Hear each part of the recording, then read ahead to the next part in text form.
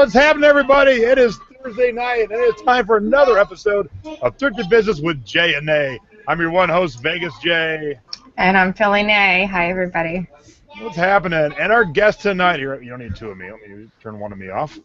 And our guest tonight, look, you think you're tuning in to talk about taxes and accounting? You are, but let's look at her backdrop because I know there's going to be a lot of people be like, whoa, that's awesome. So our guest tonight is Anna Hill, and Anna's going to make taxing and accounting fun, right, Anna? I sure am. It's going to be great. All right, before you go away, because I will put you to sleep for a little bit, I want to share everybody, let me do this real quick because I try and tie my tiki time to our guest. So let me show you what I did tonight to do that.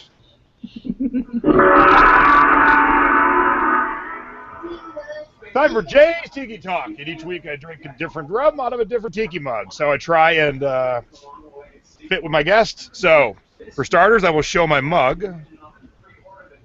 And this is a seahorse mug. I don't know if you're going to be able to tell, but it says Trader Vic's. And there's still a great Trader Vic's in Atlanta. There sure is. That's where Anna is, so that's why I chose this one tonight. Now, this mug, see how cool it is? Your fingers kind of go right there. Oh, look at that. And this mug sells anywhere from $30 to $50. Now, there are seahorse mugs that look just like this from other places. They're not worth as much. So you're looking for the Trader Vic's, and on the back, it says, of Hawaii, right at the top there. So let me have a little sip. Okay, ready to see what a dork I am? I already know it. This is very good rum. English Harbor Antigua rum, Anna Hill. A-H. See? A-H. I love it. Yay! That's how I chose my rum tonight. I kind of went with your initials. I like it. All right, so we're going to put Anna to sleep for a little bit so Nay and I can kick out the jams, and we'll see Anna in about a half hour. So have a cocktail, and we'll see you in a little bit. Yes, sounds good. All righty, we've done Jay's Tiki Talk. It is now time for...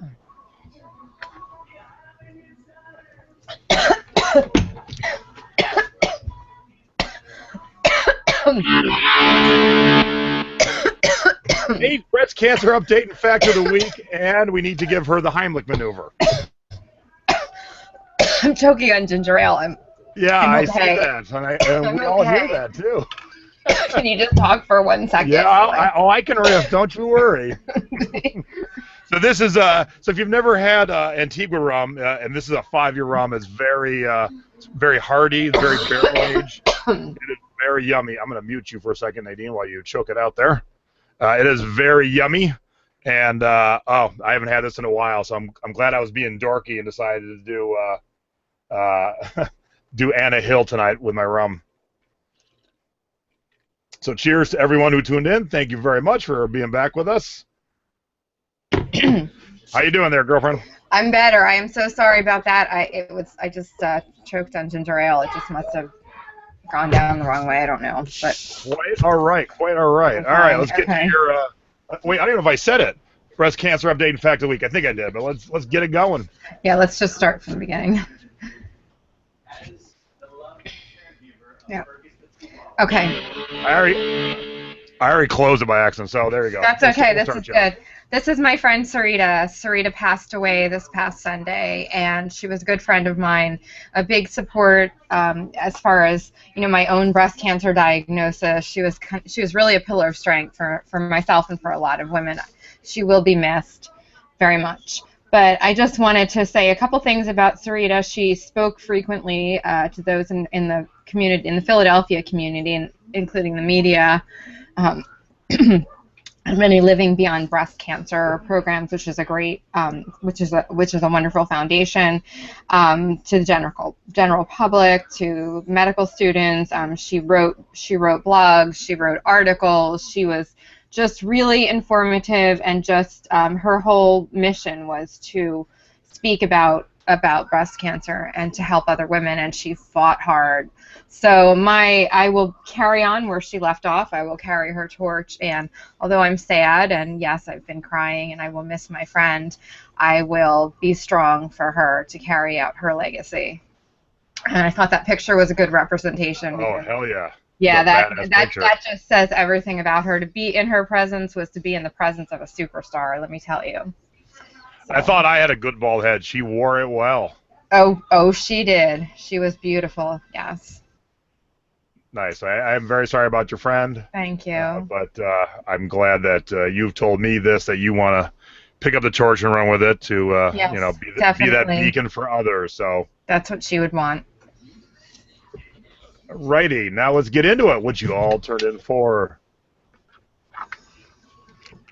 Oh, our scores of the week. And man, I just had some today that were just like, oh, I can't wait to share these because I got some things that are going to be, trying to find a little bit off the norm from what you guys are used to seeing from us. So let's get right into it here. All right, so I've had this bouncing around forever. I finally listed it, and it sold within like 3 hours. Wow. This is a scarf from the Lufthansa Airlines stewardess or flight attendant. And I did want to share a couple tips. So it was a cool, quick $30 sale. I don't often I don't often shop the scarf section, but when things catch my eye, I grab them. But here's a little tip. If you have a mannequin, make sure you tie the scarf around the neck like it would be in use. So it shows it a little bit more than just, you need this shot so you can show the whole thing, but then show it in use. I love And then, that. yeah, give you some close-ups on the corners and the tag and stuff. So yeah, that was $30. It weighed 2 ounces. Super duper easy to ship. And then this was from Adult Swim. Adult Swim is a block of cartoons on, is it the Cartoon Network, I think? Yeah, Cartoon Network. Mm-hmm. This was a promo lamp. It's raw wood. It was never finished. And it was a cool little piece. I paid $5 for it, and I waited for the right customer. And it sold today for $50 plus shipping. It's going to LA. It's actually going to a magazine, like an actual magazine. I saw the address. But another little tip, it's a lamp. So make sure you take a picture of the lamp on in the dark. I know it's crazy, but most people don't do it. And then last, I bought this book, 100 Naked Girls, at a flea market for $7, and I just sold it today for $50. On Amazon, I shipped it myself. I got it all boxed up, and it was easy peasy. But, there are tons of penny books, but there are also plenty of books that can make you some decent money. For those of you who tuned into my Periscope yesterday, you saw me unpack a box. I pulled out an Iron Maiden book that I bought when I was maybe with Nadine, but I bought it just to read it, and someone sent me the link. The book's worth a ton of money. It's a paperback that kind of feels like a penny book, but it's worth like $40. So don't sleep on books. Books can do you quite well. Mm-hmm. All right. Whoops. I'll give it a good close-up first. Okay, so I sold this mug. It was a brand called, it was signed on the bottom, dated 1988.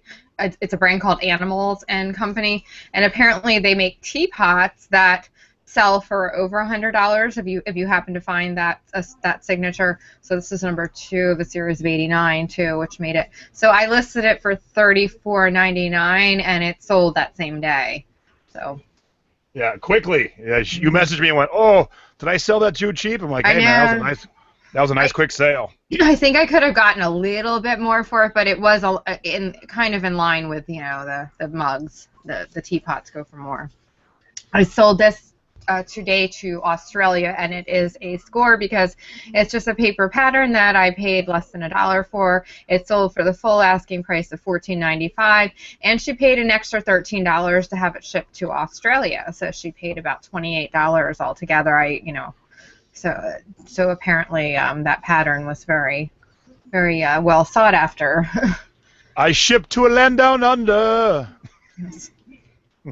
And this one I listed the other day from my roof, and it sold within a day. It was just a women's plus-size layered tank, $19.99, no exciting brand, just good pictures, and I did add shipping onto that, so that was there you good. go, easy peasy, right? Mm-hmm. All right, you've seen our scores. Now it's time for...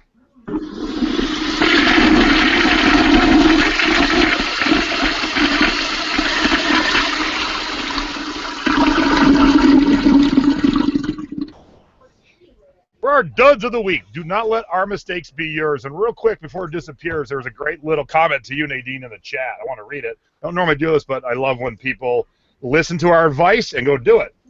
From John, and forgive me, I had my eyes dilated today, so I'm a little fuzzy. Dear Nadine, just wanted to say thanks, followed your advice, and went to the wallpaper section.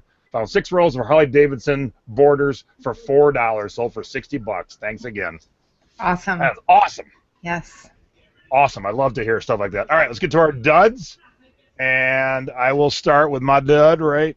Oh, man, my eyes are so fuzzy right now. There we go.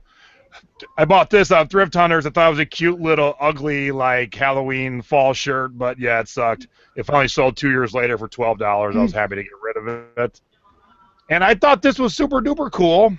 But, again, I had it forever, like maybe a year and a half, 2 years. It's a Folgers Pittsburgh Pirates mug. I finally sold it to a guy for $10, free first-class shipping. So, wah. Wow, yeah. But it's one of those things where once somebody made me an offer, I'm like, cool, I'll take any money over no money. Yeah, I have this guy right here. I can't sell him. And I think a lot of these Russ Berry Paula figures from the 70s, I think they kind of they had their day, and then they've kind of, I think there's some of them maybe specifically that will sell, but this one is not one of them.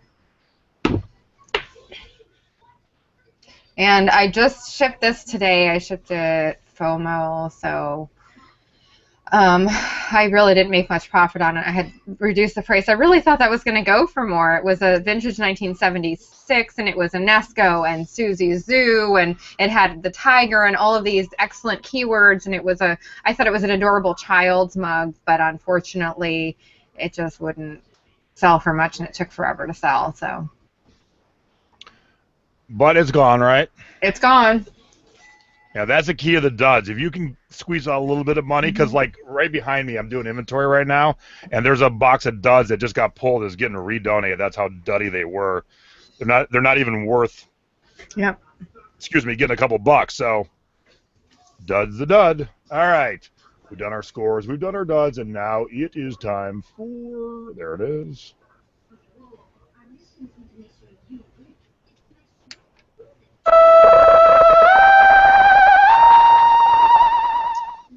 Our close encounters of the thrifty kind. And mine's pretty epic. Pretty epic. Because, we were at Epic Thrift Store. See what I did there, Nadine? Oh, yeah, that's funny. Oh, I got no... that's the reaction I was hoping for. Very funny. Haha. Yeah. Oh, there it is. So we're actually ringing out, and we're getting ready to leave, and a guy wanders in, and the clerk goes, "Sir, you have to wear a shirt in here," and he's like, "Can I buy one?" So here was his outfit. Yes, he is wearing just a little blanket tied around like a girl would coming out of the shower. And it was EDC this past weekend, which is the big rave weekend in Vegas with all the electronic music DJs. Based on his tan lines, I think he got drunk there and then just woke up naked someplace. So he ended up, my wife bumped into him a couple stores later at the grocery store. He was wearing some bright blue shorts and a number one dad t-shirt. But ironic choice there, yeah. Yeah. Somebody just said better than the moo. Hey, Nay, now it's your turn for your... Okay, yeah.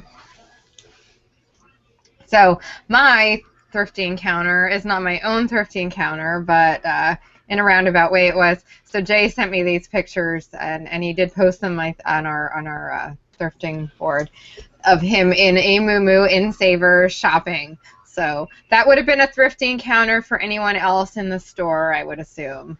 But he did look very pretty in the moo.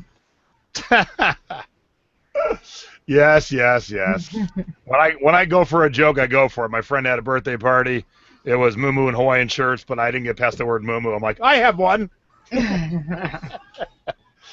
Yes, and that's why my friends call me Big Girl. Got it? And you wore it well. Yeah, you know. The funny thing was, I was going to get rid of it, and Stacia's like, somebody might need an encore presentation someday. I'm like, okie dokie. Now it's time for our thrifty tips of the week, and mine comes all the way from Philadelphia. And look, if you've been in any Facebook group, you have talked about Beauty and the Beast ad nauseum, the VHS, Black Diamond. I don't want to talk about it no more. But let's talk about the DVD. The DVD's out of print, and it's worth some money. It's worth about 40 or 50 bucks. But here's a tip. Some stores, CD stores, this particular thrift store, they keep the DVD discs behind the counter. So you bring up the case, and then they put them in there. And I said, can I see it? Because I always want to check condition. And she had already packed it back up. I go, can I see it, please? So Beauty and the Beast regular is worth some money, but when I slid it out, oh, it's Beauty and the Beast Christmas. So the tip is, make sure if there's something inside a sleeve, like a VHS tape, like this DVD, make sure the right thing's in there. Now, the good thing is, this is out of print, too. So this right now is worth like 30 or 40 bucks. And so Christmas time, I got to imagine, I'll get 50 or 60. So make sure you're always keeping your eyes open. And even something like this, make sure, oh, whoops, make sure the right DVD is in there, too. So there's your tip. Yes, that's a good tip.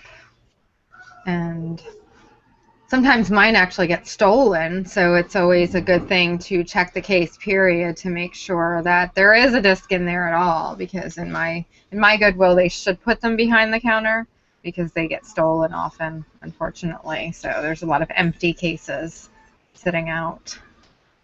All right, you're up. Yes, I have a picture that goes with mine. Oh, I'm ready this time. Okay, Even though I'm fuzzy, I'm ready. Look at that, I'm ready. Okay, Boom. so these are women's Doc Martens, and when you have, these are made in the UK, as most people should know, and when you have foreign-made shoes, Japanese, whatever, they will often go inside European sizes of 39, 40. So you have to look at that and know how to translate that. But also, Doc Martens specifically are about 2 sizes behind the actual size. So this is a women's US size 7, which translates a UK size 7. I'm sorry, which translates to approximately a size 9.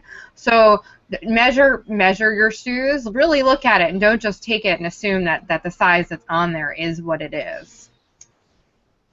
That's like that. it. Well, and you know, that's along those same lines, Nay, jeans. Don't ever put the tag size in your title if the jean size isn't the tag size. Mention it in your description, but always be accurate in your title, because most people don't get past the title. Well, what I do what I did for those docs is I said women's US 7 or UK 7 US 9, so that Perfect. You know, yeah. All right, now it's time for You Have Got to Be Shipping Me, where Nay and I offer you shipping tips. Usually I offer you what to do. Nay does what not to do. Today we're both doing what to do. So if you tuned into my Periscope last night, you saw me unpack a box that I shipped home to myself from my trip, for my Thrifty-Palooza trip. So here is the actual, I did a different video. I did 2 videos last night. I did the one that you saw on Periscope, but I did a time-lapse video. So I'm going to talk real quick about it while you watch the time-lapse video. Boom, there we go. So, you know, when you find cool stuff on vacation, don't be afraid to buy it if it can't fit in your luggage. As you can see, all this stuff coming out of this box, this was like me being the king of Tetris. And the reason I had this big box is because I had 5 pieces of art I had to get home. And so I worked a bunch of other stuff in around that. And it only cost me about 40 bucks to ship that big pile of stuff home. And in that pile, there's probably about 40 items, because what you can't see, there's a giant pile of cassettes. So I'm only adding about $1.10 with the cost of the box to each item's initial cost. And so I'll still make great profit, but I got a whole bunch of stuff home that wasn't going to go on the plane with me. Good tip. Okay, you're up. Okay, so my thrifty tip is that, well, I received a package of a cosmetic product that's liquid, and I got it on eBay, and I ordered it from a different seller this time. And when I got it, it was sealed in a food saver bag, which was brilliant because I've received that same product or other products that are liquid before, and they've leaked all over the all over the mailer or the box. And this was nothing was getting out. It was sealed tight. So it really was impressive. I had to cut it with scissors to get it out, and it kept all the liquid in.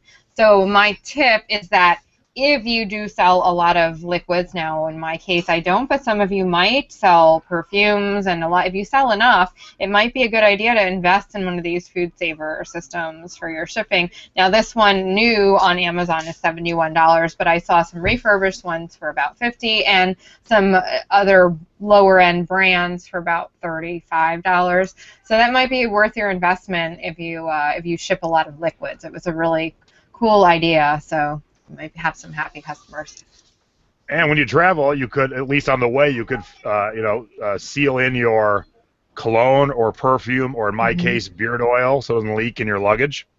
Yeah, so you can use it for other things as well, and the actual food saver. Yeah, so. All right, now it is time.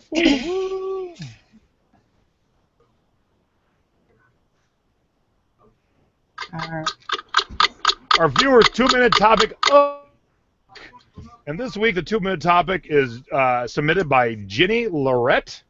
Thank you, Ginny. Do you list every day, or have certain days, times that you list, you think it makes a difference if you list every day?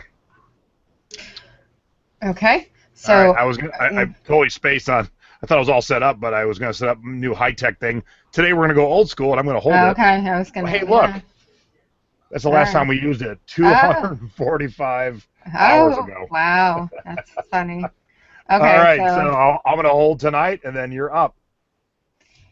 And go. I do not list every day because of my current situation with medically, but I am trying to list daily, and I'm doing better at it. And the more I list every day, the more things sell. So, I'm not gonna say that there's any conspiracy theories with, the whole algorithm or whatnot, but I will say that, yeah, the more you list, the more you sell. The more, and it always goes that way. So I've been listing in the last 2 days. I've listed quite a few things, and I had a 3-item sale day today, which was good. Now I do like to list when my kids are not. When I'm not with my kids, because I like to spend time with them. So I try to list in the mornings. Now that they're out of school, I might list, sporadically, and I will list when I'm watching them. And I use a lot of mobile, which helps. But I will try to get in at least 5 listings a day to the best of my ability, more if I can handle it. So that's it. Good job. And before I go on, I meant to say in the chat, and maybe this is one of your cancer friends, Robin Barnes Green said, "Hey, Nadine, yes. Such a cool show. I'm watching."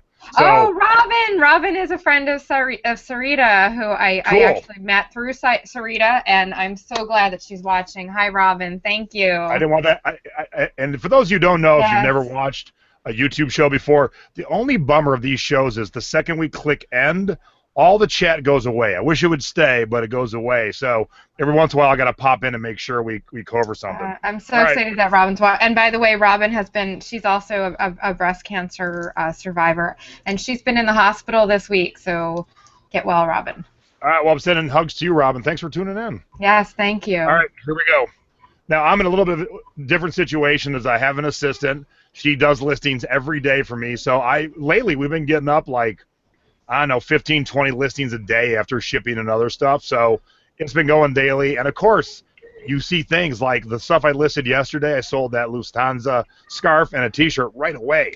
So, it is better for you, I think, overall, if you have new listings every day. It doesn't matter if you have older listings, but if you're putting stuff fresh up, that's bringing people's eyes to your ID, and then maybe they're going to look at other things while they're there. And sometimes it's just a matter of, sometimes you end some stuff and you want to refresh it and start again, maybe change your title. So if you're going to change some stuff out, end it. Sell similar, because it gives it a whole brand new scope, so to speak, and then get it going again. So if you can, even if you can get up 5 things a day, do it, because it'll help out in the long run. People find your stuff and see your stuff. There we go. There we go. You like that? I like that. All right, and then our last topic, we do a rotating topic. Once every week, we do a different rotating topic. So this week, here is our topic of the week. Okay.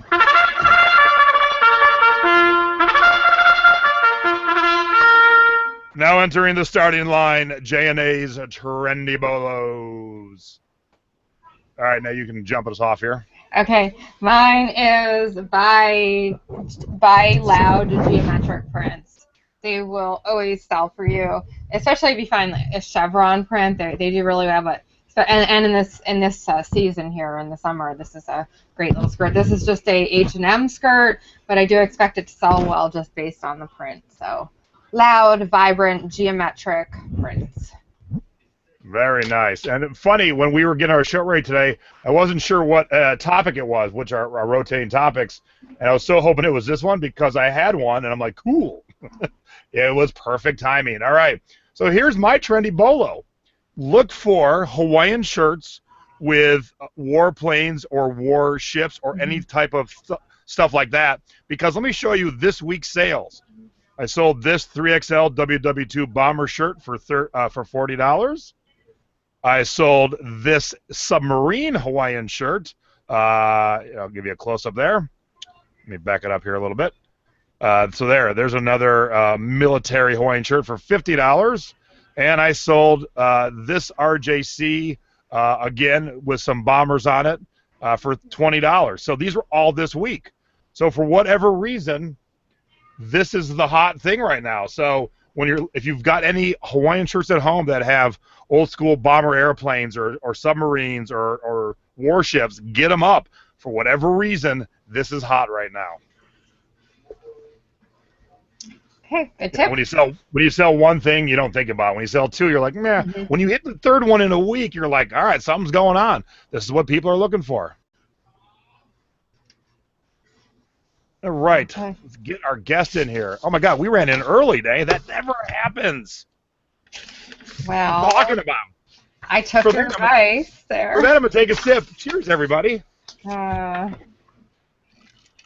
All right, let's get our guest in here because this is going to be a lot of fun. I promise you, I'm going to make it fun, whether it's fun or not.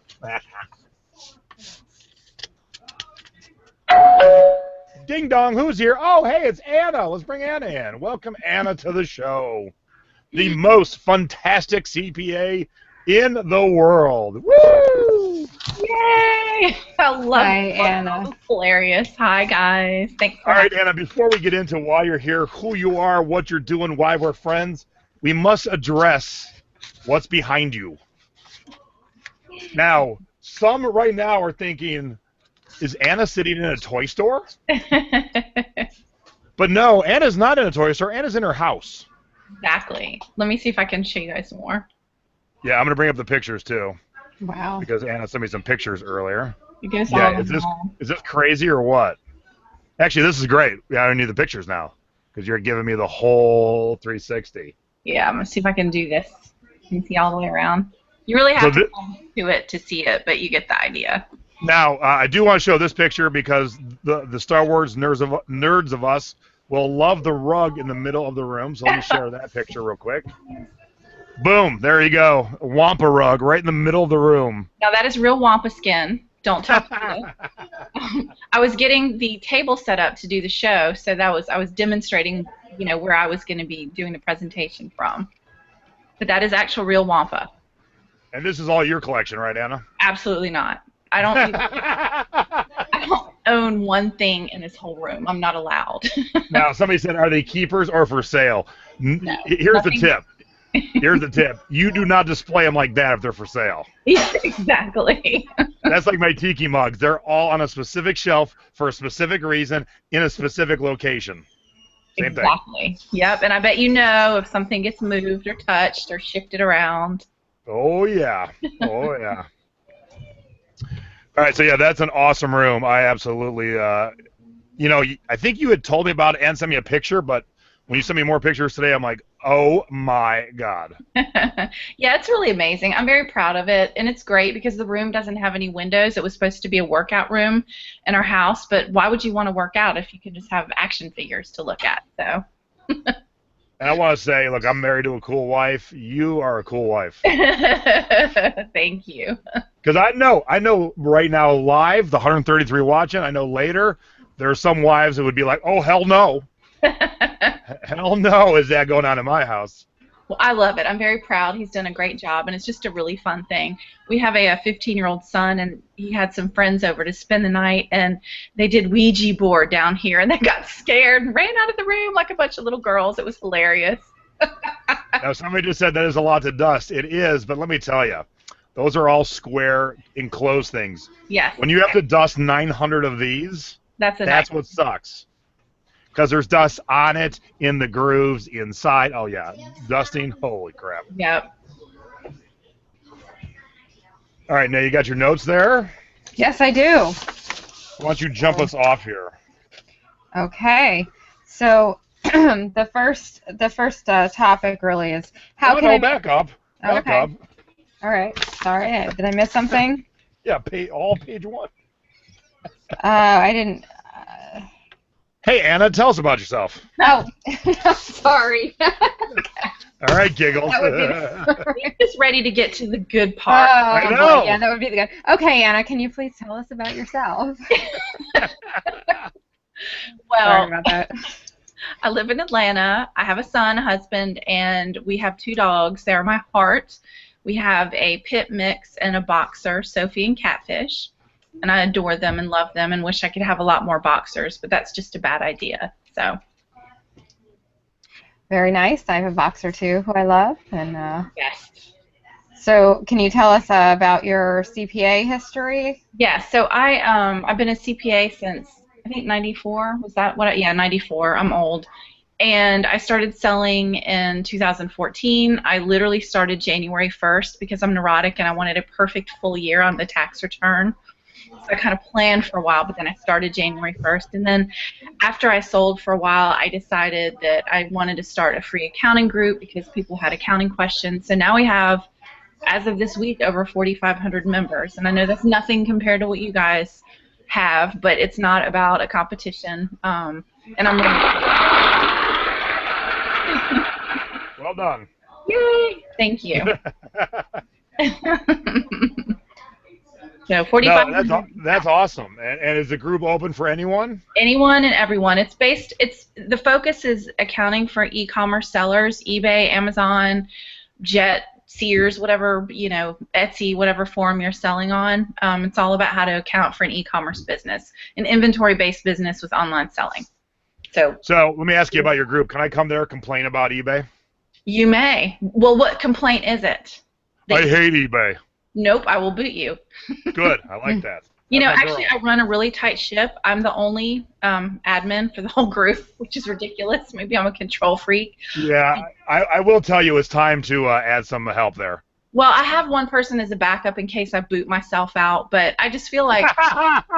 In case? I've never heard that reason, Nadine. In case I boot myself out. Well, if you accidentally remove yourself from the group, how do you get back in if you're the only admin? So wait, I'm not even in this group. What the heck? You're my guest. Exactly. Then it would go rogue, but I don't do, sometimes I shared in the group I was doing tonight's show, but sometimes I do interviews or shows. I don't even put it in my own group because it's all about accounting. It's not about promoting or, all the other things. There's a place for that, but I kind of see my group like NPR.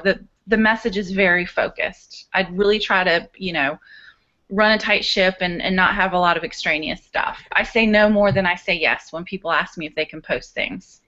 So here's the group, Accounting We Will Go. I was not added to it, so I'm very sad. You can request to join if you want. Yes, and maybe I'll get in, maybe I won't. You never know. But here's the group. Yes, there it is. And before we get in, we had a lot of questions. Before we get into it, you actually wrote your likes and dislikes like you're a Playmate of the Month or something. Well, I don't like guys with beards, but I like long walks on the beach. But I loved your likes and dislikes. So please tell the audience your likes and dislikes. All right. Now my face is turning beet red. I'm like so embarrassed. No, this is great. Oh, I've never had a guest like this prepared. No offense to any guest, but look, I have 8 pages of notes from you. This is you awesome. told me to do this. No, I'm not complaining. I love you. You're the best. Okay, here are my likes. I like Excel. Wait, let's pause on that. I like There's a woman Excel. who her first like is a spreadsheet program. Yes, I can't say I like Excel. I will deal with it when I have to, but... That is I awesome. my grocery list in Excel, and I like crochet, and I like wine and travel. So I'm basically an old woman, is what's happened. Ah, But, and Nadine and I will so appreciate this together. Let's hear your first dislike. Oh, my dislike. People who can't use the search function yeah. in a Facebook group. Oh, that drives me nuts. Yes, it's not. There's a Search little is there search. for a reason, It's everyone. not. Yes, it's not difficult. And I try to be patient, and I say, oh, here's some posts you might want to review. Other times I just ignore it and hope someone chimes in and says something really mean. So it tests. Oh. I also dislike olives. Any kind of. Woo! I'm I with can you. see that. I like olives. You know what? We can go have a drink, and you can have my olive. I hate. Oh, I'll take your olive. Cool. Sounds good. And I also hate driving behind a garbage truck with the top down in my car. That happened to me the other Oh, day. yeah. I saw That's that. happened to me. And I've had my husband's old car. When we were first dating, he had this really snazzy sports car. It was like a Nissan Z something. It was a 2-seater. And I had something fly out of a garbage truck and completely like dent up his hood. And the garbage man gets out and picks it up off the hood and puts it back into the truck and looks at me, and I get out, and of course, I'm like, that's not gonna work. But, yeah, so I was gonna say to Anna, does that happen often? And then Nadine already had a story. I'm like, how often do you drive yeah. behind garbage trucks? Oh yeah, that was yeah. All right, and then before we get into the question, the last thing I'm going to say is, hey, what's your philosophy? Okay, well, I thought that you might want to know that I like to make generosity part of my growth strategy, which is the whole reason I have the group. We have a wonderful community, and it's my way of giving back to all of the people who are selfless with their time and share information and help others, and you guys know it's a great community, so that's what I do. And that's what we do too, and that's one of the reasons I love you. Like we started meeting at events, Yeah. and then and the reason I really had you on is because I know you know your stuff, but we happened to overlap on vacation together in New York City, and so we got to hang out one night, and man, we had a blast, and it made me sad we couldn't hang out longer. I know. I was so bummed. We were kind of like two ships passing in the night. We had a great time, so we'll have to make it a tradition. Yeah, within an hour, we were at a swanky bar and one of the most awesome dive bars in New York City. Yes, and I wish it was a dive bar with the view of the swanky bar. That would have been perfect.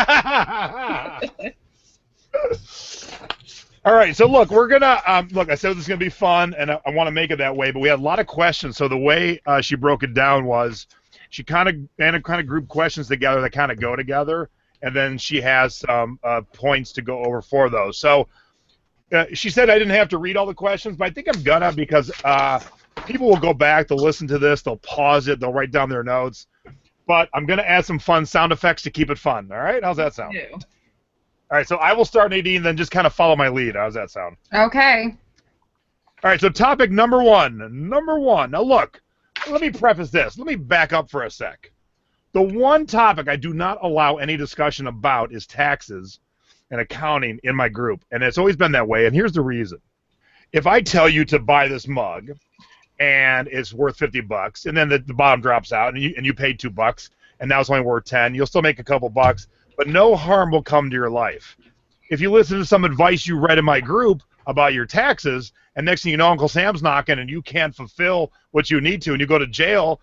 Well, I read it in the thrifting board. I never want that to happen, because that's the one topic. It's like, you go to a party, let's not talk about religion and politics, same kind of thing.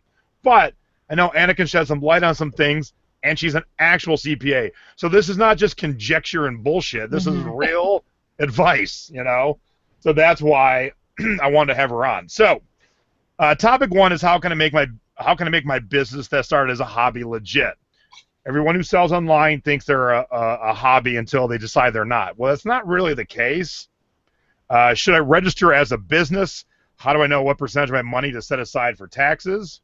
I've been inspired by the thrifting board and thinking from shifting from decluttering fun hobby to an actual business, but don't know where to start. I started this as a hobby, just kept selling a few things I have, but now I want to do this for a business.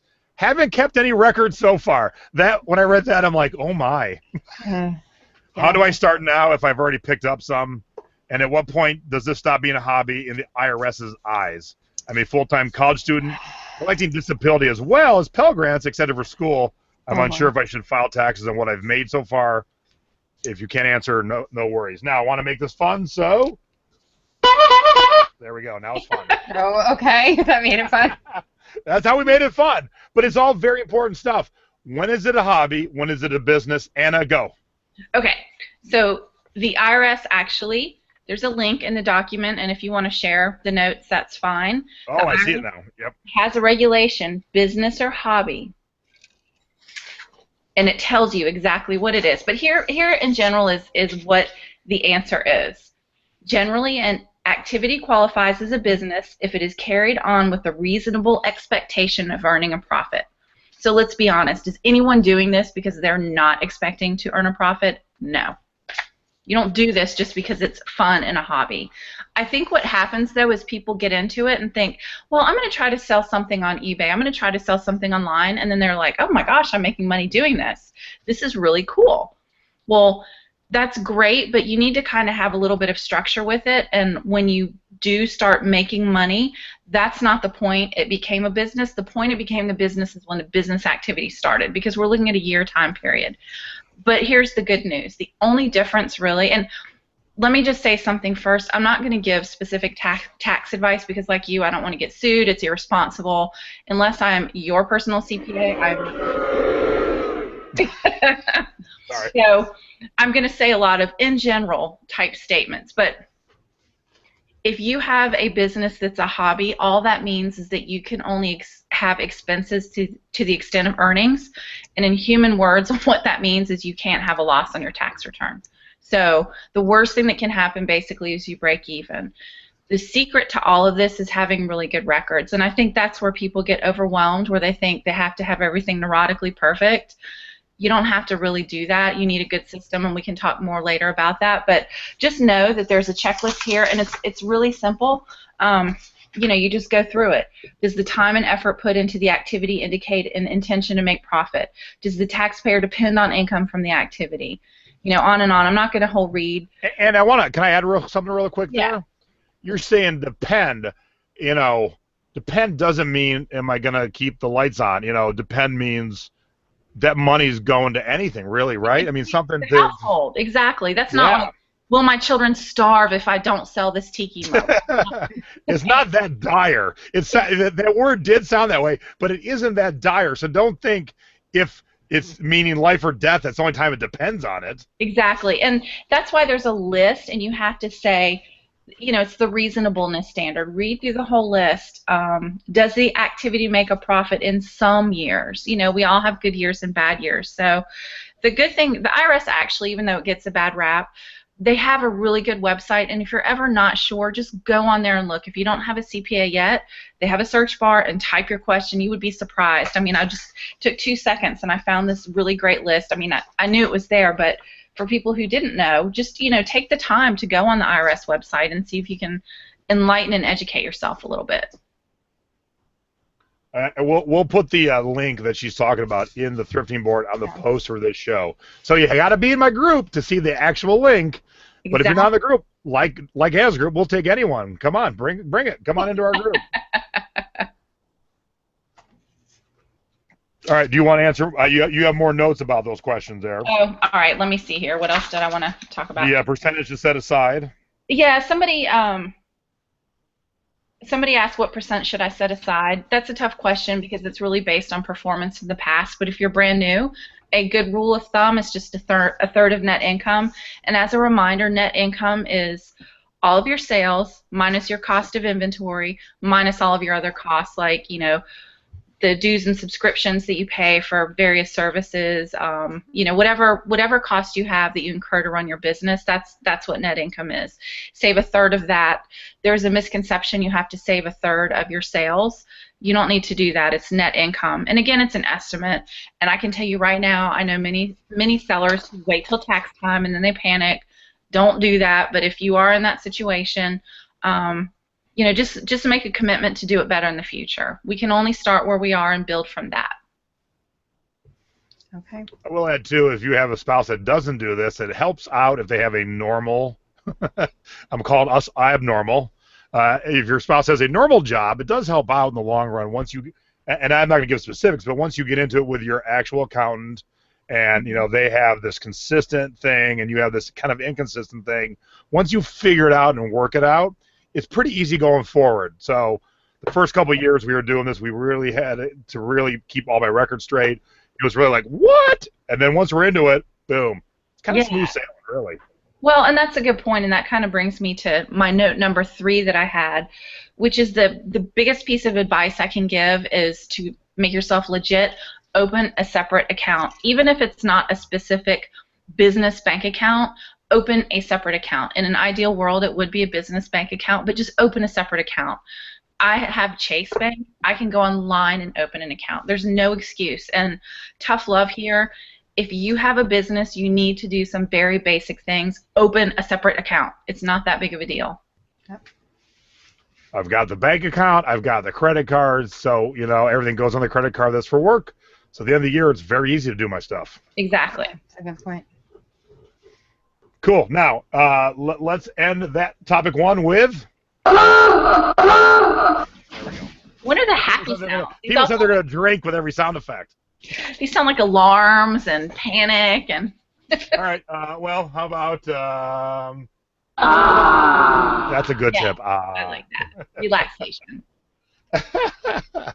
Okay. And the reason I wanted to have Anna on because we've all talked to CPAs and accountants that sound like the teacher in Ferris Bueller.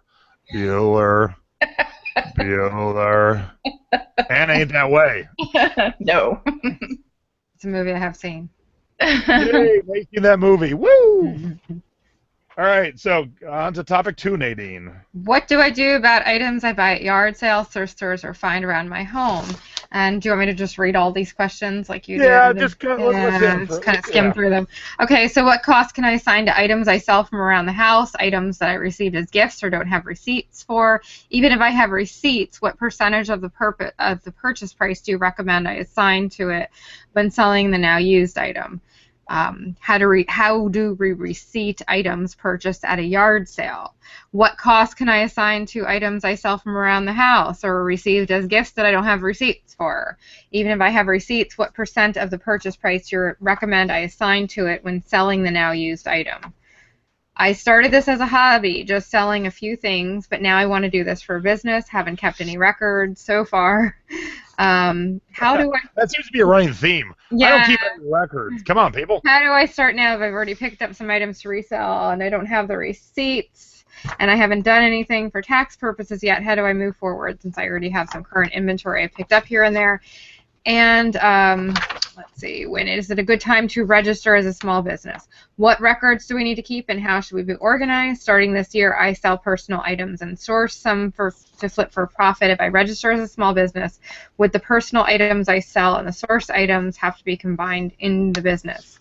I don't remember the purchase price for all, so I really can't show that they're mostly sold for less than originally purchased. And suggestions for inventory control. And what is the best way to keep track of eBay sales? I do Amazon and eBay and use Inventory Lab for Amazon. So I need to keep track of every individual eBay sale, the cost, etc.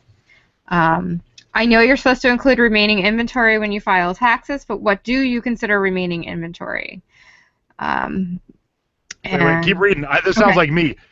Okay. I have a storage building full of stuff purchased easily 10 years ago when I was only doing local sales, and life has prevented me from doing more online sales. Oh, is this me? Did I write that?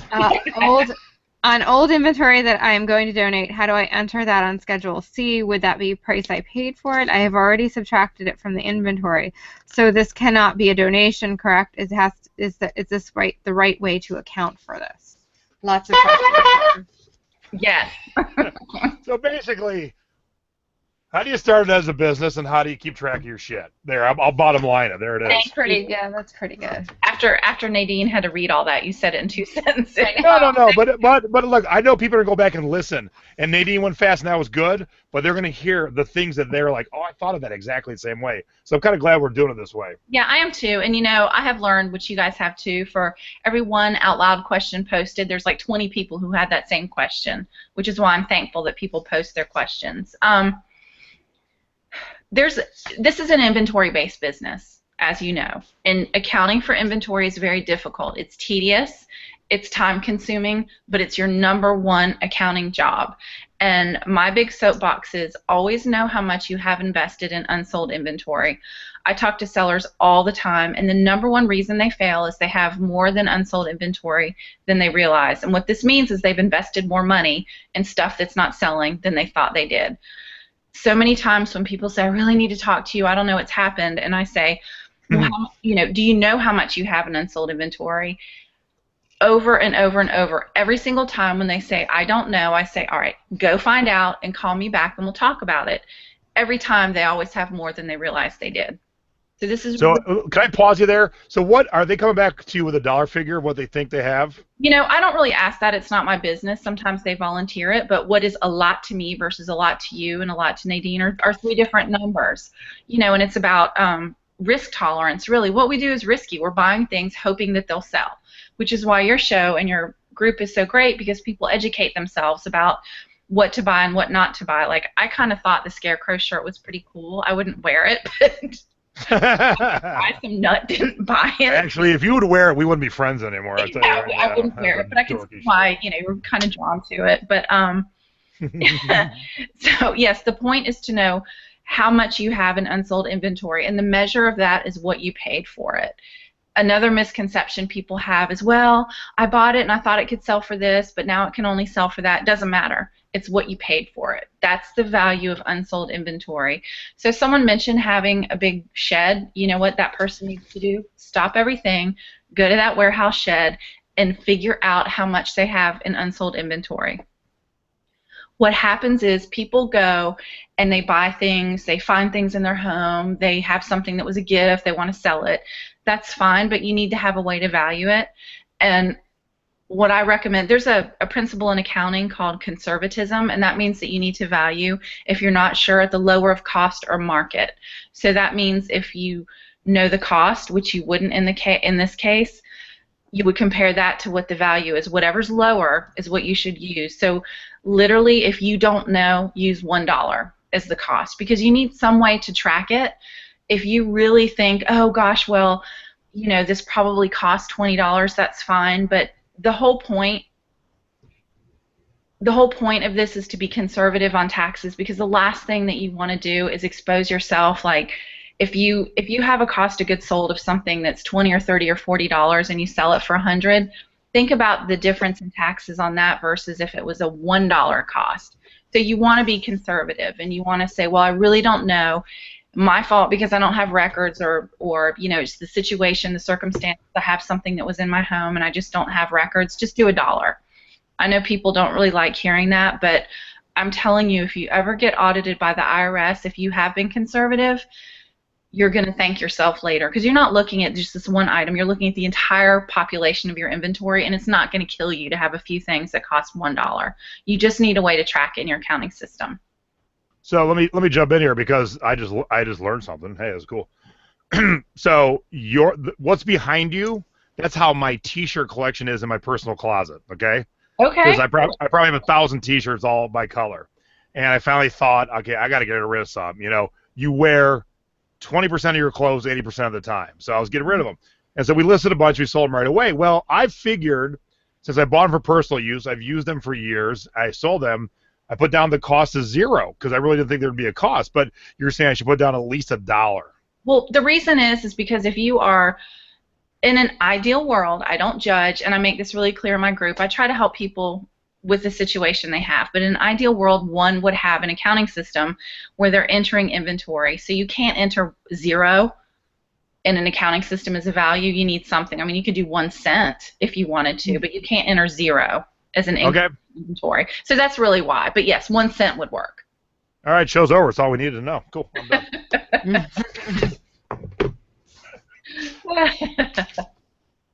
I learned one thing. I got to go now. Okay, so we're topic 3.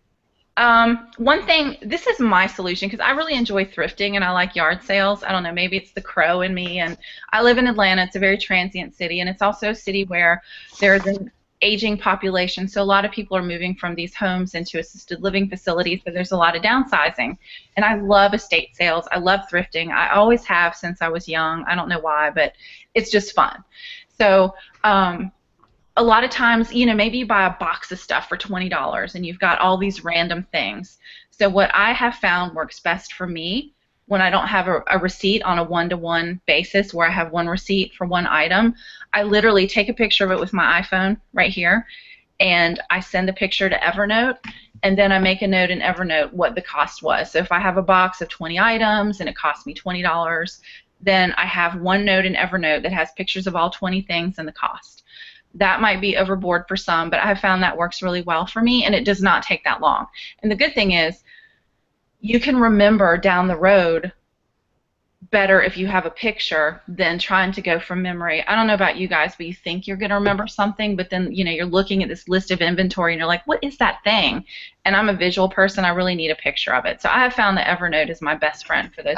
Can you tell us what Evernote is? Evernote is a really cool online app, and it's I would describe it like almost like a file structure or a file cabinet.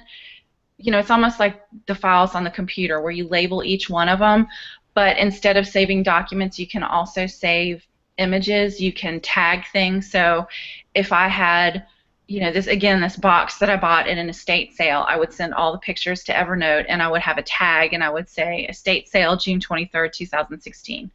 So if I had to go back, you know, 4 years from now, someone was asking or I needed to research what I bought back on June 23rd, I could find it in Evernote, and I really like it a lot. It's a really powerful tool. I also save all of my receipts to Evernote. Well, I take that back. I was saving them to Dropbox, but I think I'm going to start saving them to Evernote because Evernote allows you to search. It's an OCR search function, so you could type Target and the date, and it would find the receipt. And to me, can you tell us what OCR search function means? I think it means optical character recognition. So it basically takes a PDF. If I scan a receipt and it turns the receipt into a PDF on my screen, then Evernote will turn it into a readable receipt. So I could, you know how receipt has lines and, you know, like Star Wars action figure or whatever. So I could search under that term, or I could at least search under the word Target and the date, and it would find the receipt for me. Oh, okay. And to me, that's a lot easier to manage than like a big box full of receipts. So I don't want to. Wait. A lot easier to manage than this. Here's my receipts. Yes, a lot easier to manage than that. So priority mail envelope. There we go.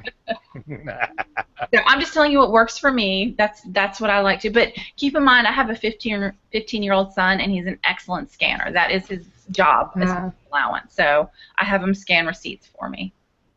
Now I have not used Evernote. I fully knew what it was, but I'm intrigued, and maybe I'll be doing that now. Well, the important thing is that, and you guys know this, each of us has to come up with a system that works for us. What works for me isn't what works for you, and you just have to start where you are and say, all right, what do I like about my system? If everything's good, if it ain't broke, don't fix it. That was awesome advice. Now look, I'm seeing the chat. You're like, I love this show. So I knew this would be a great show. It is not the most thrilling. We're not discussing the scores and the finds today, but this is awesome because we all need this. So do me a favor, give us a thumbs up down below, because at this show specifically, you're definitely giving it for Anna, not Nay and I. Because Anna's bringing it tonight. I appreciate it. And then the last note, I'll read. Can I read this note? Yes. Your note. Go ahead. If this was easy, everyone would do it. Exactly. We all work very hard. I see Nadine hustling. I hustle. We all hustle. You know, Nay's got kids, got cancer, but she's finding that spot to take pictures. You know, so we all work hard at it. You know, people who pop in. Hey, people who saw my TV show, like, oh, I could do this. They popped in for 2 days, like, I'm out. It's tough work, yes. Gotta go. Yeah. All right, topic 3, employing family. And although Nadine and I came in early, I see we're going to run a little late, but it's a great hot topic, so we're going to keep on trucking. And go ahead, Anna. I just want to know, what is our time frame? Because I have no idea if we have like 5 hours or 10 minutes, just so I have a sense of how quick to talk. Well, you know, we're going to go for a little bit, so okay. I don't think any of the audience is going to be like, boo, I got something else to do, because I think everyone is definitely learning. And again, you can always go back, listen, take your notes. Well, I tell people often, just watch any show, any Periscope first, and then go back and take notes. It's great to hear it first without writing stuff down. Yes. All right, employing family. Hubby and I work as a team, but he's also employed, and I do most eBay work. Should I be a sole proprietor and he my employee? Oh, that would be awesome. Or should we be a joint partnership? It's very confusing. And my kids work for me part-time. What steps do I take to make her an official employee?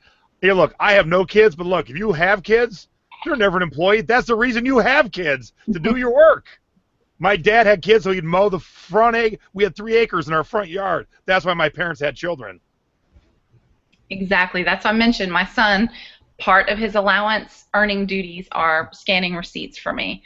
You know, don't be afraid to employ your kids in your business. They need to earn the value of $1 and, you know, see how hard we work to do this. I think I need to think of something for my 7 and 8-year-old. They're old enough. Yeah, even like you know, taking stickers off of stuff or cleaning things up. You know what I liked for my eBay things? The one thing that my son actually is really good at and enjoys is he finds comparables for me. So I'll say, you know, here's this thing right here. Find something just like it. And it might take him a long time, but it just gets him engaged and involved. And, you know, then I have an example listing or something, not anything like it, but he's made an effort. But in general, he's pretty good at it. So, you know, that's something. I forgot a sound effect and people are pissed, so hang on. Oh. Okay, there we go. I love it. And I will say, too, because I have one child, not a couple, it's easier to manage one, you know, helping versus a pack of kids. But yeah, it's just, you know, it's important to me to make him do that. And he also likes to thrift with me. He's found a couple of times. Nice. There was, I don't know if you guys have seen those. I think Mattel makes them. They're those, it looks like it's a game, but it's a fake book, and it goes on the shelf. I think Clue was what he found. I walked right past. He's like, ooh, this is so cool. And it still had the saran wrap on it, or, you know, the plastic wrap new. I think I sold it for like $50. I was so proud. So, you know, kids can see things differently than adults can, and it's a neat way for us to do something together, even if he slows me down and, you know, picks up weird stuff that's, you know, no good, or the scarecrow shirt type thing, whatever it is. But anyway, I'm off topic. About employing family in a business, here's a suggestion I have. Check with your CPA before you do this, but in general, there are tax benefits to putting your family on payroll. Just because they're related to you doesn't mean they can't be an employee. Here's the thing, and I even have this in my notes. It cannot be something goofy. You cannot pay your 4-year-old to do your bookkeeping. It has to be an actual legitimate business function. So if I wanted to pay my son a fair hourly rate for scanning receipts, I could do that. And the cool thing is, for me, that's a business deduction. And what if instead of giving him a paycheck, I had a retirement savings or an educational savings plan for him, and I put the money in that instead? So talk to your CPA, because there's some really good ways that you can have a legitimate expense that helps your family as a whole. So I suggest you look into that. And then people are really asking. The chat saying, okay, so if I do this with my hubby, am I a sole proprietor? Is he yeah. Only had one drink. Is he my employee, or should we be a joint partnership? I think that's a great question for your CPA. Entity structure is a hugely important planning issue. I think entity structure probably has more of a direct impact on how much you pay in taxes, more so than anything else. So talk to your CPA and understand the difference between a sole proprietor, an LLC, and S Corp. There are tax benefits where you can pay yourself as an owner, but then you can have a distribution to owner that has a different tax structure. So have that discussion with your CPA. Yep, I am an LLC, and I wanted to make sure everything was legit and above board, and mainly, too, because when I was on TV, I'm way more visible than most all of us. So I figured if I'm going to be on TV, I want to make sure all my stuff's correct. So yeah. And if you've never seen my LLC name, when I went to register this, I didn't think of the fun I would have after the fact.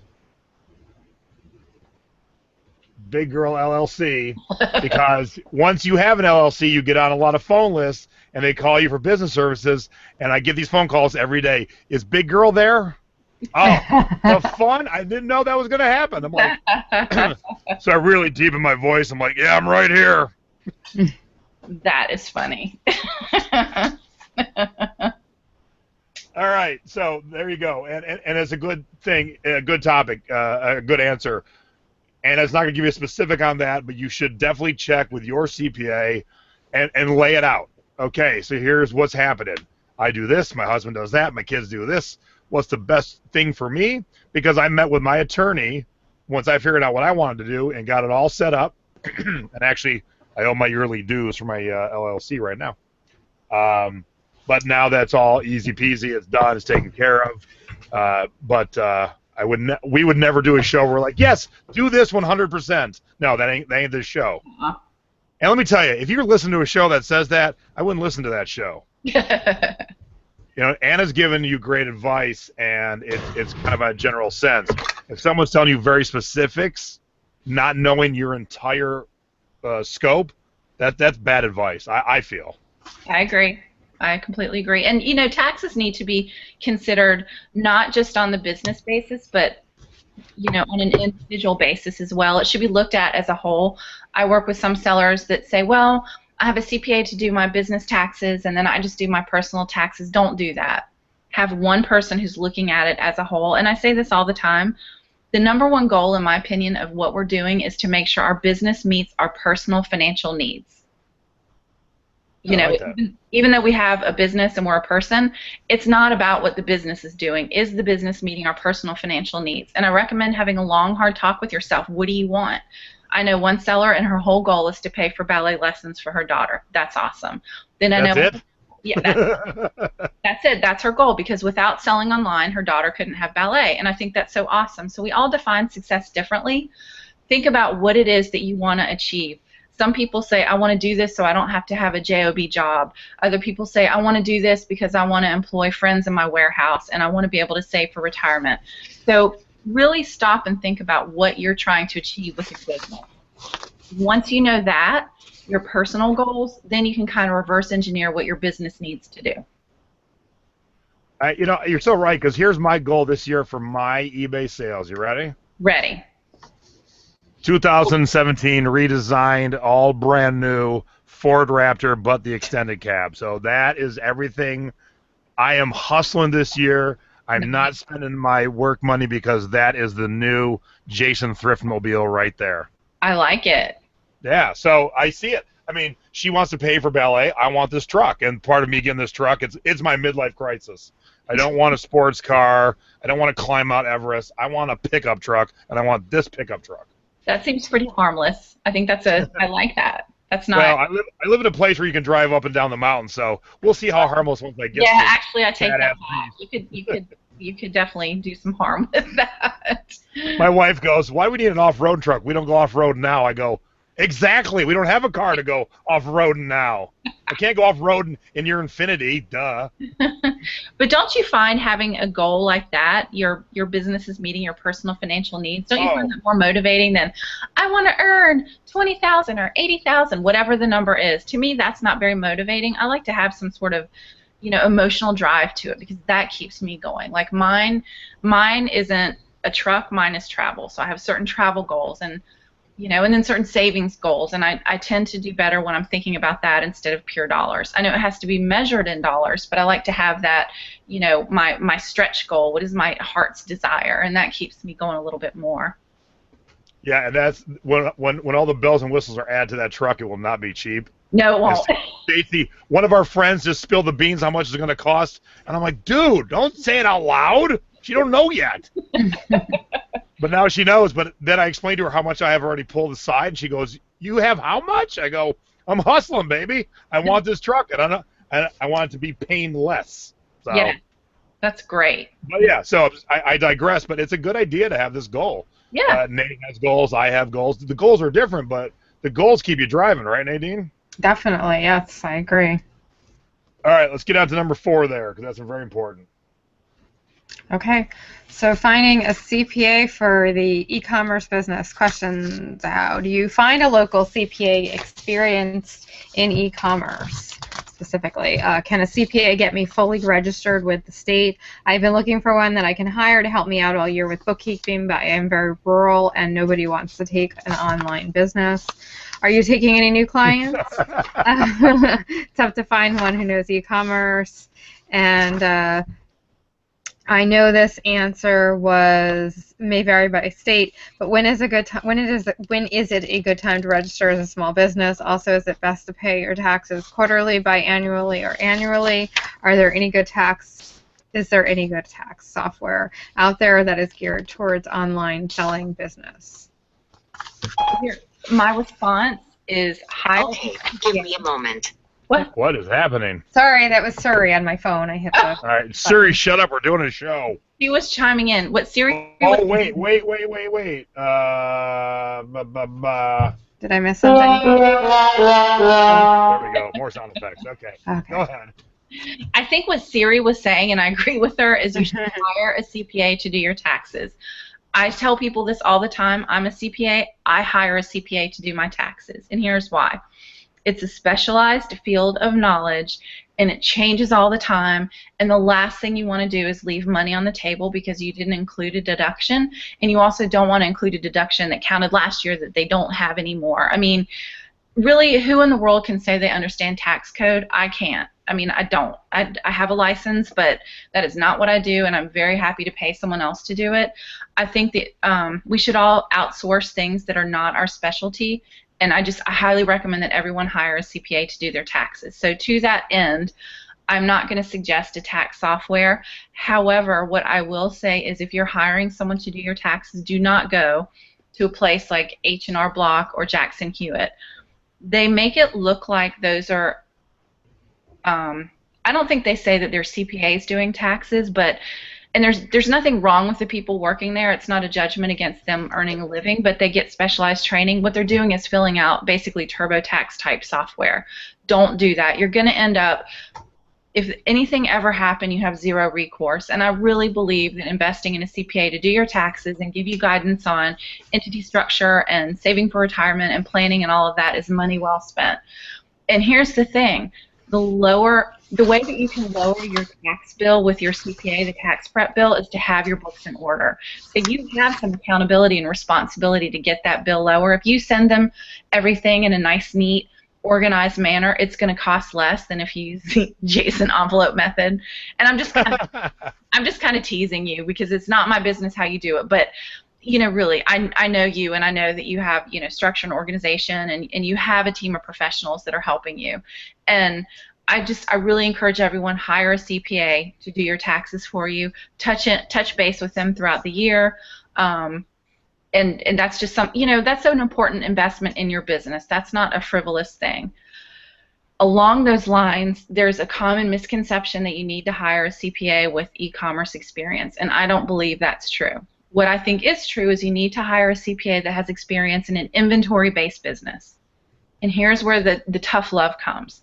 If you have a CPA that has experience with an inventory-based business, guess whose responsibility it is to tell the CPA what reports are needed and how they all work?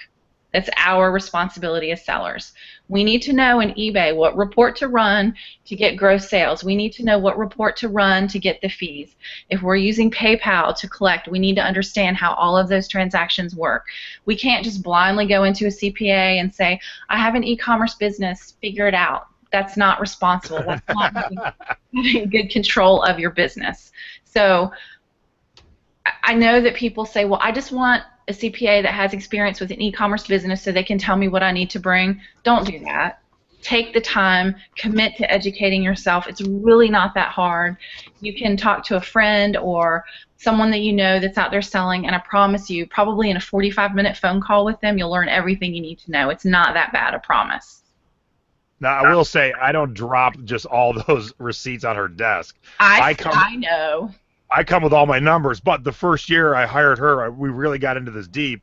I hired her, and we sat that first year for a long time. Like, I explained the entire business. Here's how I did what I did, and this arm and that arm and this arm and that arm.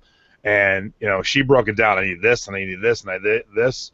And I'm kind of forgetful, so every year we show for our appointment, I bring my figures, and then I always forget, like, the 5 same ones every year. So she plugs them all in and goes, okay, as usual, I need this, this, and this. For whatever reason, I cannot remember that, but I come with about 85% of my stuff ready, and then I go back home, I get my 15%, I call her, or I email to her. But like you're saying, I sat with her, I discussed my business. She told me, she was not, like you said, a CPA in e-commerce. She was just a good CPA who a lot of friends recommended. And I just worked with her to understand what I did. And she said, I need this and I need that, and we'll do it this way. Cool. Mm-hmm. And it's an evolutionary process. No one starts out this business doing everything perfectly.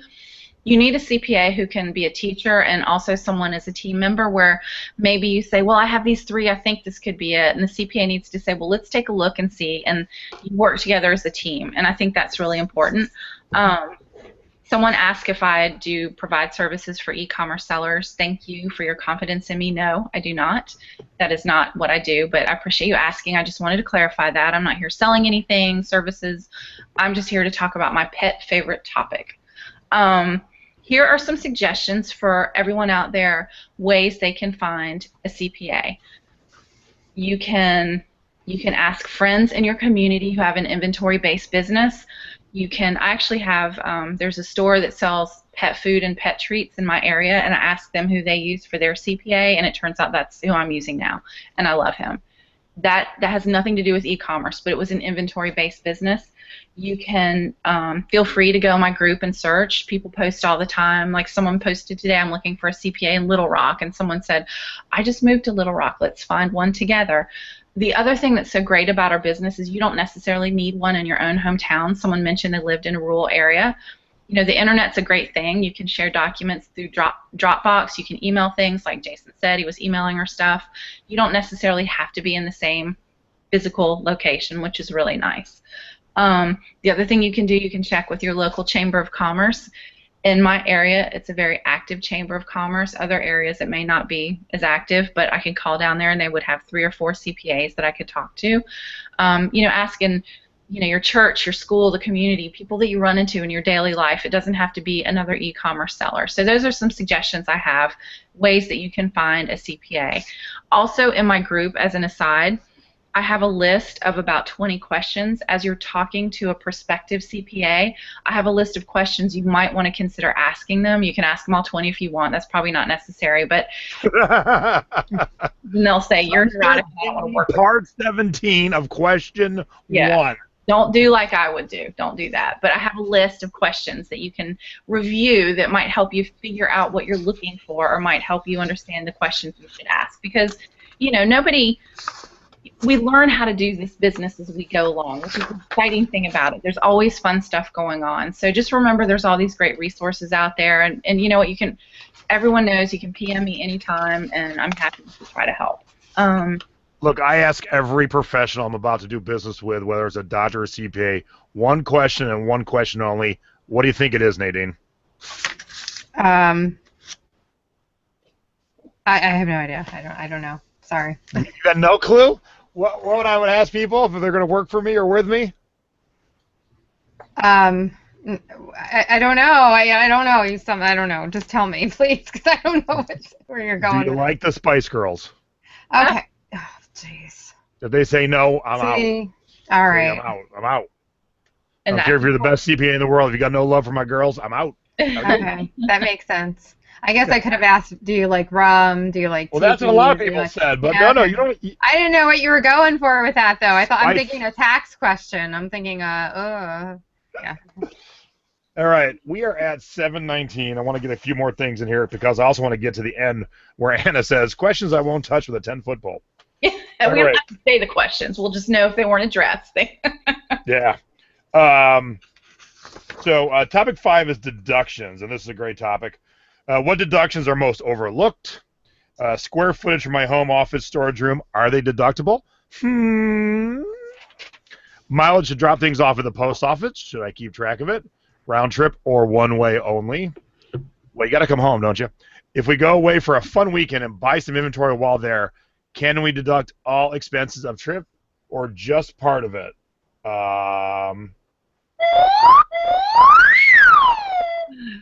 Perfect. Okay, I'm going to make this quick. There's a guide. I have a link in the document.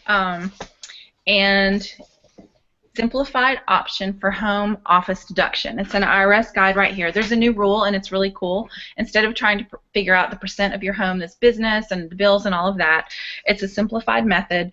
And basically what it is a standard $5 per square foot used to determine the home business deduction at a maximum of 300 square feet. If that does not suit your situation, don't do it. But it's a really nice alternative because you don't have to worry about, Mickey Mousing around with all these calculations. It's a standard thing.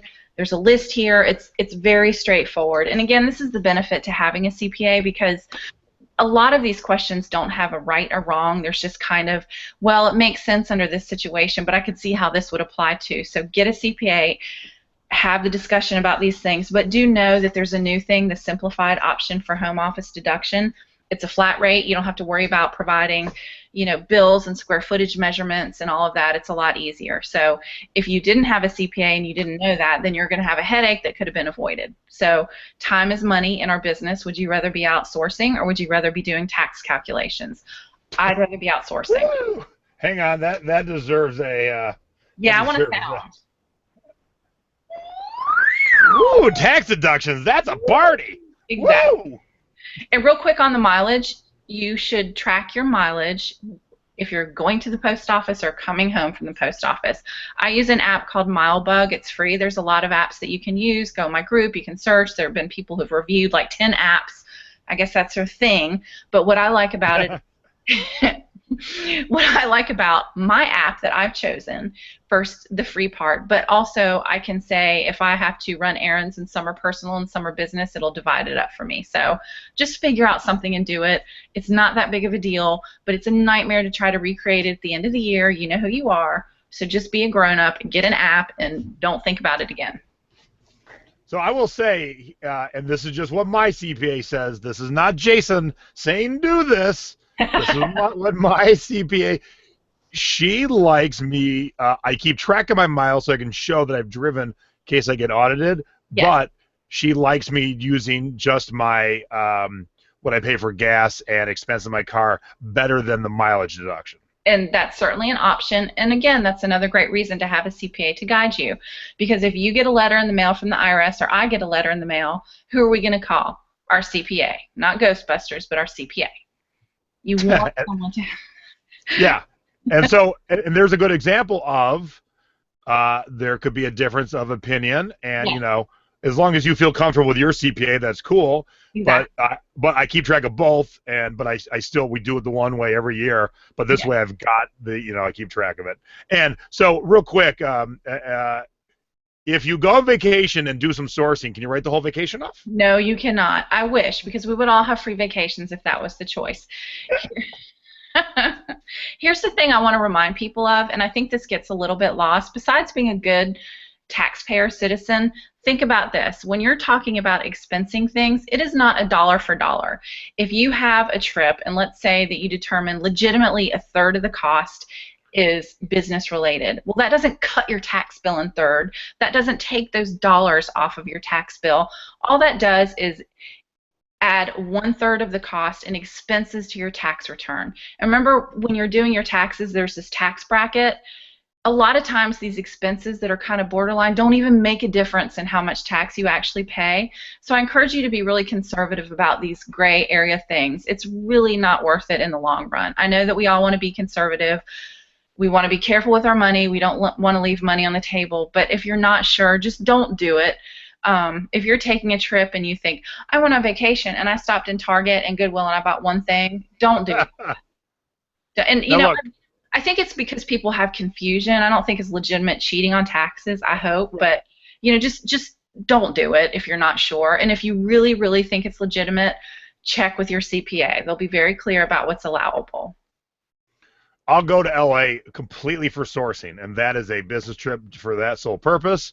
But when I go to Maui in December, I'm going to source a little bit, but I surely am not writing off Maui. That is a true vacation. Yeah. But when I travel only to source, that's a different. Again, talk with your CPA, but that's a whole different thing than being on vacation and buying something to resell. Totally different. I completely agree. I agree. And if you're on vacation and you luck into something, you can't say, "Oh, I lucked into this Starbucks mug at that I want to sell. I get to take 1/3 of the trip off." Don't do it. It's just not worth it. Yeah, because if that's the case, we're all going to Bora Bora and buying some tikis. Yeah, exactly. All right. When do I need to file? This is topic 6. Is there a minimum amount of profit you can make before you file? This is, I think, very important for everyone to hear. When I sold Avon, the company did not send us tax papers until we reached a certain sales level. Then I claimed it as additional income, which was after my expenses. In an earlier post, Jason, that'd be me, mentioned that you need to file the income tax even if you only make $1. I'm confused. Well, it's actually $400. But here's okay, so I was $3.99 short. I'm sorry. You were, but here's the thing: the IRS is never going to come after you if you file and you're $3.99 short. We're not doing this because we're trying to make less than $400. I mean, really, if that's the case, we're talking about a hobby versus a business. It's a whole other thing. Just file a return. I mean, just do it. That's my advice. But the technical rule is you have to file an income tax return if your net earnings from self-employment were $400 or more. If your net earnings from self-employment were less than $400, you still have to file an income tax return if you meet other filing requirements listed at this link right here. So basically, you're going to have to file a return. So you were kind of right. Okay. Yeah. I've listened to Griff forever when people like, oh, it's a hobby. I did $10,000 in a hobby last year. No, it's not. No. Now, if you listed like 2 things the whole year, yeah, Uncle Sam ain't tracking you down for $3. That's for damn sure. No, exactly. And if you think about it, not to get off track too much, but if you have someone who works for you and you pay them less than $600, they actually don't have to claim that. But for the business income, it's a lower threshold. It's $400 or less. And I just think just file a return. You don't want to invite questioning by filing a return off of it, $4 worth of income, but just do it. It's just easier and better because you've got to file taxes for yourself anyway. It takes 5 seconds to fill out a schedule and have your CPA do it. So better safe than sorry is my thought. If you're really not sure, talk to Jason. He'll help you. And then we're going to wrap it up on this. You wrote down questions you wouldn't touch with a 10-foot pole, and I actually want you to read them or just address them, not address them, but say them out loud, because like I prefaced at the beginning, there are some questions so very specific and very touchy that you have to be accurate on. There is no YouTube show that you should get this exact answer from. Right. This is only coming from the professional that is working for you. Right. Okay. So these are questions Anna won't touch, and so she wants to read them because we don't want you to think we're ignoring you. But there are some very specific questions that you have to be on point with your CPA, not just a general term. Exactly. Do you want me to read them? Sure. Go ahead. I'm just going to summarize. There were questions about SSI, Social Security. That's really important because you don't want to mess that up by accidentally filing or not filing. Check with your CPA. That's why I don't feel comfortable giving guidance or even general information about that because that's something you do not want to mess up.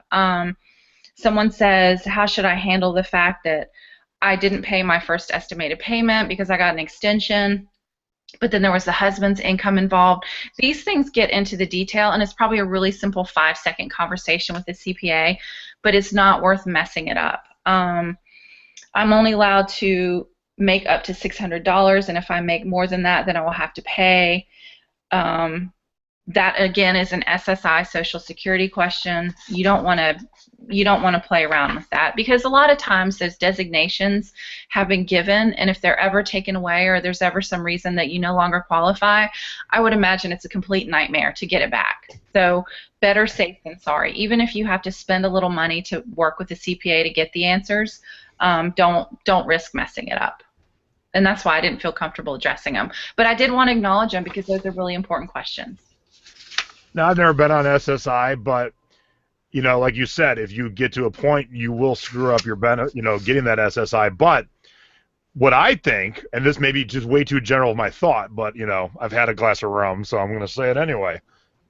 If you can turn this into a business where it's making more than your SSI, why wouldn't you? Is that fair to say? I think that's completely reasonable. And again, that almost is a great way to bring us back full circle. What personal financial goals do you want your business to meet? are your personal goals to make less than whatever the SSI qualification is? If so, great. Be really clear. This is all about intentions, and I'm a big fan of having intention in everything that I do. Figure out what it is that you want your business to do for you as a person, because that's what it's all about. Yeah, I mean, and like I said, I have no knowledge. So, I'm lucky to have never had needed that. But if you can make more than it and you can sustain it, I would think, why not get off it? And this is not a political discussion at all. I'm just saying, boy, if you're getting paid, let's do round numbers. If you're getting SSI for $8,000 a year, but you could start making 12 to 15, well, hey, look, we've had Tim Taylor on. Tim figured out a way to make money for himself, as others have, when they have a little bit of a obstruction in front of them. And besides making money, I know he felt good about it. And that's the coolest part, is when you can make money for yourself when you weren't even sure if you could. Some of us need to do it because we need to live. Some of us need to do it because we want to buy stupid trucks. Some of us need to do it because they want a vacation every week. Hello, my parents. So there's all reasons for it. And so if you got your reason and you can hustle and do it, I would do it. I completely agree. And I think that's a good theme for this. This is not, taxes are a necessary evil and accounting is a necessary evil, but all of it serves the purpose of getting you what you want, because we're not doing it because, yay, I want to sell on eBay and Amazon. We're doing it because we have a purpose. So define that purpose and then work towards it. And don't quit. Don't stop. There's information out there. Don't let it being hard stop you. Don't let it being boring stop you, because you know what? Your competition's doing the exact same thing. So do it, go for it, and do it in a manner that you're really proud of. Okay, so I have a question for you. Should us online sellers be filing quarterly? That's a great question. Quarterly. It's a great question to talk to your. Paying quarterly, not filing. I like to file my taxes every 2 months. Yes. Wrong word there. Made a big difference. I would definitely ask your CPA for guidance on that once you start the quarterly payments. You can't unring that bell, so make sure you're doing it. And if you need to be doing it, you need to be doing it, because then there's penalties if you don't. Okay. So once you commit to that, that's it.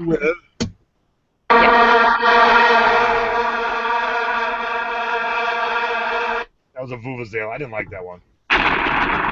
There it is. Hell yeah.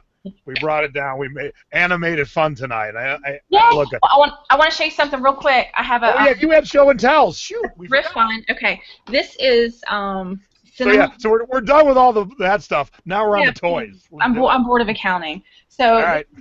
Nightmare on Elm Street, Nancy Thompson in the bathtub. Let me see if I can do this where the. Yeah, that's gonna be a tricky one. Oh, I see it. That is awesome. Can you see it? She's in the bathtub. With Freddie's hand reaching up through the top. Yeah, exactly. This I didn't look on eBay, but right now the Amazon listing is for, I think it's like $240. Wow. And probably like $20. So just keep an eye out for this, and I can post a link in the group to the listing so you guys can see. And then here's another one. This is it's kind of hard to see these because they're. Hold on, let's see if I can do this. Jeepers Creepers 2. Yeah, Jeepers Creepers 2. I don't know what this horrible cinema. Or I don't even know what this is. I'll just share a link. It's, Michael pulled these for me. But this is Jeepers Creepers 2. This fella here is selling right now for $200. I think $220 was the listing. And you might be able to find these. Oh look, can you see it? A tower record. Oh. Wow, $15 originally. Crap, I should have bought a ton of those. I know. And here's a really cool. This is Chop Top from Texas Chainsaw Massacre. And it is signed at the top. And this is a little hint for you. Let's see if I can. I'm trying to get it so the light doesn't show weird here. It's signed by the actor. So sometimes what Michael does, we'll go to these horror cons, and he'll take an unsigned figure off the wall when he knows the actor's going to be there, and he'll have it sign it. And that obviously adds value. And then here's the final one. This is a duo of the Killer Clowns from Outer Space. I know everyone wishes they. We love crazy clowns here. Yeah, it's kind of hard to see him. There you can see him, and you can see him. And these are for Tower Records, $14.99. These were actually Tower Record exclusives, so I thought you would enjoy seeing these. And these go for a lot of money as well. So What's nice about these is they're in the plastic clamshell. They're not in the cardboard, because you guys know how important the quality of the packaging is for collectors. So I just thought I'd share that. And hey, tell your hubby I partied with Chop Top one night. What? In a suite in the Aladdin. A friend of a friend wrote a movie that your husband may have seen. It was called, A Genetic Rock Opera. Oh my God, that sounds awful. Yeah, it was starring Paris Hilton. Oh, that sounds worse by the moment. But it was kind of a horror rock opera, and so all these stars like that were there, and then we all got to go to a suite and party, and he was there. So, I liked all this stuff, but I'm not at the level your husband is. But it was a cool night hanging out with all these people. Oh, Michael's going to be so jealous. I can't wait to tell him. And that's the joys of living in Vegas, kids. I'll tell you right now. I have no idea who you're talking about, of course. In Poughkeepsie. Yeah, it doesn't happen. I have no idea who this Chop guy is. I don't really know either. All of this is like a foreign world to me. But I know some of the Star Wars stuff, but the Puppet Master and all that, I don't know. But I just wanted to change the tone a little bit from accounting. Fun. Thank you. Thank you guys so much for letting me join you thank you for being on the show and for all of your information. It was great. I learned a lot. Yay! Excellent. Thank you so much. And seriously, if anyone ever wants to send me a message if they have questions, feel free. People message me all the time, and I don't mind answering if I can or pointing you to a post in the group or however I can support. Oh, real quick, somebody answered. The movie was Repo, the Genetic Rock Opera, and what it was is you could buy body parts in the future. Like you got a bad liver, you buy one and you put it like a car lease. But if you don't pay, they come back and take your body part away. So that was the whole movie, but it was singing. It starred Paris Hilton. It was nutty. What was it called again? Repo what? Repo, the Genetic Rock Opera. That's my gosh. It's horrible, but it's horrible in a fun way. So yeah, exactly. Yeah, exactly. Well, thank you. Yeah, thanks for coming on. Thank you, everyone, for tuning in. Anna said, hey, how many do you normally get live? I said, we average about 150, and damn, you guys were on. It was like 150, 155 the whole time. We're an hour and 37 minutes in, and we're still at 140. Like, holy cow. So thank you for tuning in. Tell your friends, watch this show. If you're selling online, this is a good show to make sure, just double check. Make sure you're heading in the right direction. That's all you need to do. It's not about perfection. It's about progress. Yep. So thank you all for tuning in. Thank you, Anna, for being our guest. Thank you, Nadine, for being my co-host. Thank you, Kitty Cats, for finally showing up because everyone was asking where the cats are. There they are. And if you're watching this live tonight, tomorrow night, 6 p.m. East Coast, 3 p.m. West Coast, is Selling Past Your Expiration Date, being Thrifty Over 50 with my mom. And tomorrow night we're talking about international shipping, and my mom's going to attempt to be at a garage sale for 8 hours tomorrow. Good luck, Mommy.